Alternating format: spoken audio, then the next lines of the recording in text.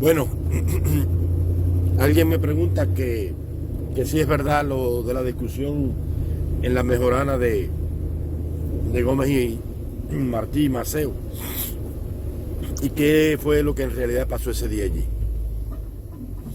Bueno, yo creo que el enigma más grande de la historia de Cuba es ese. Porque después que desembarcan los principales jefes en el último levantamiento del pueblo de Cuba por su verdadera y definitiva independencia, el llamado grito del 24 de febrero, que se le dice el grito de Baire, pero en realidad no fue el grito de Baire, fue el grito de Vallate, porque en Baire se levantaron 4 mambises, tiraron 4 tiros y le dieron 2 tiroteadas a un cuartelito español y se tomó el nombre de ahí. Pero en realidad fue el grito de Vallate, en la antigua provincia de Oriente, donde verdaderamente se levantaron en armas. Por eso en esa región, al estar levantada en armas, los jefes pueden desembarcar. Días después del grito de Baire, que no es el de Baire, es el de Vallate, desembarcan los principales jefes. Van avanzando las fuerzas por territorio cubano y se reúnen el campamento de Maceo con el de Gómez y Martí, porque tienes que recordar que Martí y Gómez habían firmado un día antes del desembarco el llamado Manifiesto de Montecristi en la República Dominicana, donde Martí dice verdaderamente las causas por las cuales vuelven a la lucha y toman las armas contra el Imperio Español. Entonces, se reúnen el 5 de mayo en La Mejorana.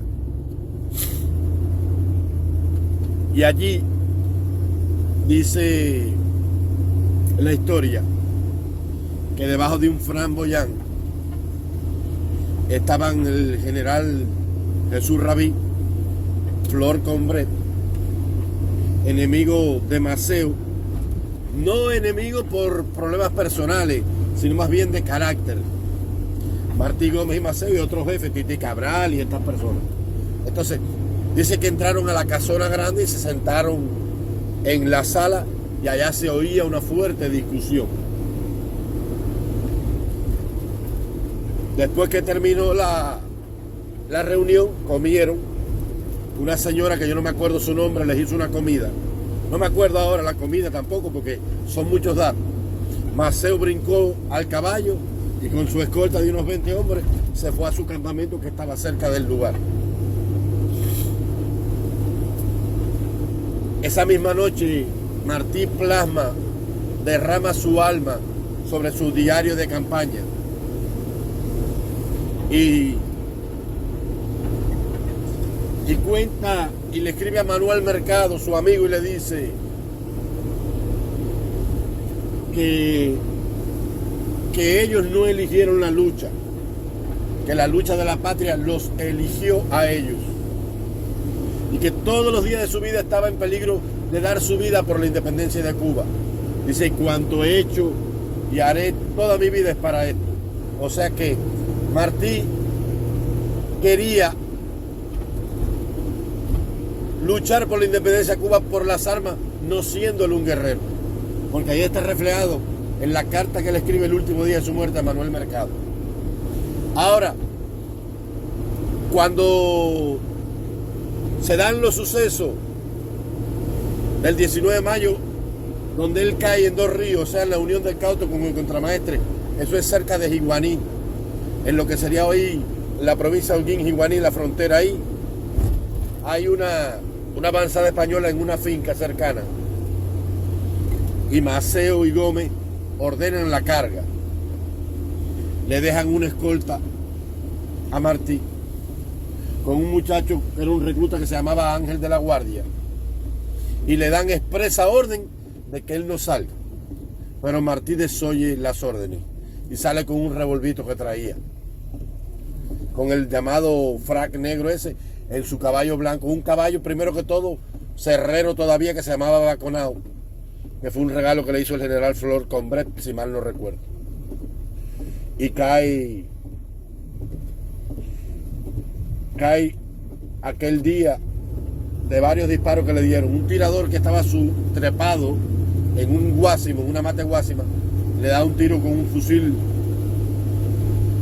un Remington, si no recuerdo mal, o un Winchester, no sé, en el muslo, y cuando él se echa para atrás, le dan 3 tiros más en el pecho. Fueron, creo, no me acuerdo muy bien, pero fueron entre 7 y 9 disparos. Entonces lo entierran y lo desentierran, lo entierran y lo desentierran, y así lo entierran 7 veces hasta que llega a Santa Ifigenia. A la muerte de Martí le entregaron su diario al general Máximo Gómez. Y ahí, en el diario de Martí, estaba escrito todo lo que se discutió en la Mejorana y todo lo que pasó con aquella discusión salida de tono en la Mejorana. Pero en realidad no se sabe qué pasó, porque a 46 años del suceso y a 36 años de la muerte de Gómez guardaba los 2 diarios en un cofrecito de cedro cerrado con llave, el de él y el de Martí. Pero a 46 años después de la muerte de Gómez, que murió en 1907 en la finca de Los Molinos, allá en La Habana, y a 36 años de la muerte de Gómez, y a 46 años de los sucesos de Dos Ríos, la familia de Gómez en 1941 entrega los diarios de Gómez y de Martí, el de Martí con un apéndice, el de Gómez para ser publicado, pero faltan 4 páginas que fueron arrancadas, que son las páginas que plasmaron ese día del 5 de mayo de 1895, lo que verdaderamente se discutió en la Mejorana. Ahora, tiempo después, por el epistolario entre Gómez y Maceo, entre los principales jefes, uno más o menos saca una cuenta y especula, pero no tiene en realidad la prueba. Todo parece indicar que Maceo le había dicho a él que después de la reunión se embarcara, saliera y comenzara a mandar hombres y armas y recogiera dinero, porque él era más útil fuera que dentro, porque Maceo siempre fue enemigo de que Martí fuera al combate, porque Maceo, a pesar del carácter enérgico de Maceo tenía un gran amor y una gran simpatía por Martí, como lo tenían todos los cubanos. Entonces yo no creo que Martí se haya suicidado, porque Martí fue un hombre que pasó mucho por ti, por mí y por la libertad de nuestro pueblo. Martí con 17 años ya estaba en el presidio político, cargando cadenas con aquellas llagas que le hacía la cal. Martí fue 2 veces desterrado de Cuba. Martí tuvo que ver cómo le fusilaron a sus amigos, los llamados estudiantes de medicina. Perdió una hermana que la amaba con la vida. 2 veces, 3 veces en Tampa, el gobierno, los servicios de inteligencia español lo trataron de envenenar para que no siguiera conspirando. Tuvo que enfrentar el descrédito, la burla y el bochorno de todos los mambises que se reían de él porque no era un guerrero, porque decían que si era un borracho, que se vivía de la pluma, que la libertad no se conquistaba con una pluma. Tuvo que sufrir que Carmen Sayas Bazán, su esposa, que era una terrateniente, hija de un camagüeyano, ganadero acomodado, le negara su hijo y le quitara a su hijo varias veces. Fue a vivir con él y se fueron de su lado, y todo eso lo soportó Martí. Yo no creo que Martí se haya ido a matar porque era un hombre que era un suicida, porque cuando uno se quita la vida es porque ya vivir es más difícil que morirse. Entonces yo no creo que un hombre como Martí haya sido tan cobarde para quitarse la vida. Yo pienso más bien que ese día, después de la reunión en la Mejorana, él dijo que él quería luchar por la libertad de Cuba, porque él no había llegado a Cuba a eso. Él no quería ser un estorbo ni uno menos del montón, que el general Maceo se equivocaba. Y él le dijo a Maceo que él iba rumbo al Camagüey a entrevistarse con Bartolomé Mazoy, con Salvador Cisneros Betancourt. Pero Maceo le había dicho que no, que se embarcara y se fuera. Y el día de la muerte de Martí, Maceo y Gómez le dejaron una expresa escolta para cuidarlo, y él desoyó todas esas órdenes, un caballo semicerrero con un recluta ángel de la guardia, entre otras cosas, gente sin experiencia de guerra, y eso le costó la vida a Martí. Yo no creo lo que dicen de que Maceo le dijo que era un pusilánime, un cobarde, que yo no creo. Más bien la discusión fue sobre el tema de cómo conducir la guerra, porque Martí era